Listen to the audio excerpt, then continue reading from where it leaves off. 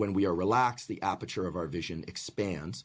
But as well, it runs in both directions. If we expand our view of the world, literally force our visual field, or just, it's very easy actually. You can do it no matter where you are right now. If you just try and expand your visual field, not by looking around or moving your head or eyes, but by trying to see yourself in the environment that you're in. So you literally dilate your view so you could see the ceiling and the floor and the walls if you're inside, or if you're outdoors, seeing as big an aperture of your visual field or your visual environment as possible. So you're directing your attention to, even though you might remain looking straight ahead, you're just directing your attention to as wide a peripheral view, horizontally and vertically as possible. Is that what you mean? That's right, exactly. So essentially, if you keep your head and eyes mostly stationary, you don't have to be, rigid about rock steady, but if you look forward and you expand your field of view, so you kind of relax your eyes so that you can see as much of your environment around you as possible, to the point where you can see yourself in that environment.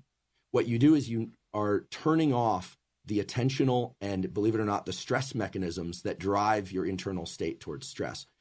This is why when you go to a vista or you view a horizon, it's very relaxing, because you naturally go into panoramic vision. So I think this is really interesting. I can't tell you how many clients I've had that tell me, I don't want to do these breathing exercises.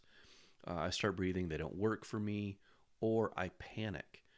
It's actually a symptom of panic disorder that people begin to focus on their breathing. They get too inward focused, and they're thinking about their breathing, and then they start thinking that they can't breathe, that their throat is closing up, that they're going to choke.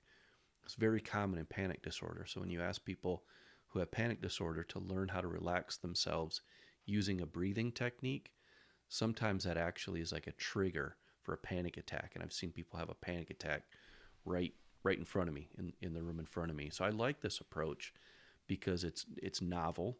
So people, I've heard that a million times, didn't work for me, blah, blah, blah, blah. You kind of dispense with that. Also, it doesn't involve breathing or being inwardly focused, which are two things that people feel when they're having a panic attack. This involves not thinking about your breathing at all, and focusing on what's outside of you. I think that could be really effective, and I really appreciate this insight. I'd like to dig up the original research on this and read it a bit more.